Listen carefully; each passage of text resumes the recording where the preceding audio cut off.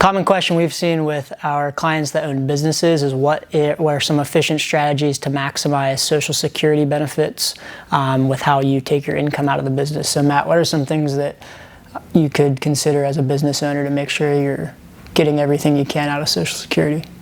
Yeah, absolutely. So some business owners will purposely pay themselves a low salary to avoid Social Security tax or avoid Medicare tax if they're an S corporation. Depending on how close you are to retirement and depending on your marital status, one recent case that we looked at, the husband's Social Security at the normal retirement age of 67 was posed to be about $3,000 a month. And the wife's normal retirement age at 67, they were both the same age, was $1,000 a month. Now this was a family-owned business where both the husband and the wife had ownership in the business. And so Social Security looks at the last 35 years or the highest 35 years of your earnings career.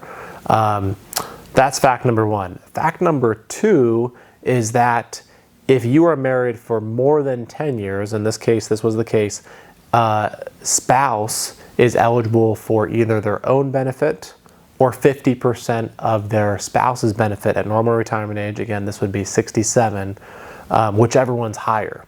So in this example, being the same age, and this couple was 5 years away from retirement, again, spouse A, $3,000 a month, spouse B, $1,000 a month, both worked in the same business. If we continue the trajectory of paying them both the same salary, spouse B, who had the lower benefit, even if their Social Security benefit were to start creeping up from $1,000 to $1,100 to $1,200 a month, that would be irrelevant to their financial plan or their retirement plan specifically, because spouse B would never receive their own benefit. They would receive 50% of their spouse's benefit, which is the higher. 50% of $3,000 would be $1,500.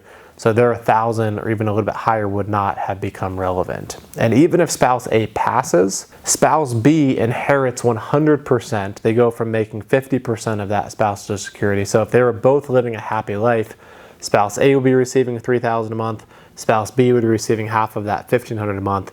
But if spouse A or B passes, the higher of the two always stays. So if spouse A passes, the $1,500 a month would stop and the $3,000 a month would continue.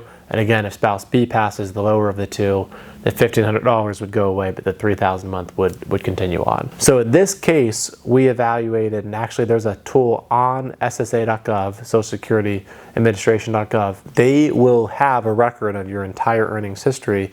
And so in this case, we looked at, well, spouse A, there's a lot of things predicated in spouse A's Social Security benefit. One, it's the higher of the two that's going to stay if one of them passes, and two, the second spouse is going to receive 50% of that benefit. So our focus then became, how can we get that benefit as high as possible? Looking back at the last 35 years of their earning records, they didn't always make what they did today, and there were some pretty low earning years, 30 to 35 years ago. So this couple, being an S corporation, purposely at the low W-2, we kept spouse B's W-2 low, but we purposefully increased spouse A's W-2 because Social Security is a tax that works off of up to a little bit over $147,000 of income, of W-2 income. So by increasing spouse A's W-2, they paid higher into the Social Security system, but we now replaced the highest capped out years today and plan to do so for the next 5 years, and got rid of 5 years of low income years when they first started their career. So that is going to significantly boost up spouse A's Social Security. In this case, it's going to go from $3,000, it's going to go up $300 a month. So that's $3,600 a year for spouse A. But remember, spouse B also gets half of that. So it's $1,800 a year. So in this case, that's $5,400 per year. Let's assume a 20-year retirement. That's $100,000 more they're going to get. And in this case, they weren't going to pay nearly $100,000 in Social Security taxes to get that benefit. So because the Social Security system, it's not a present value calculation of when you earn those years, higher or lower, whether those were 40 years ago or those today.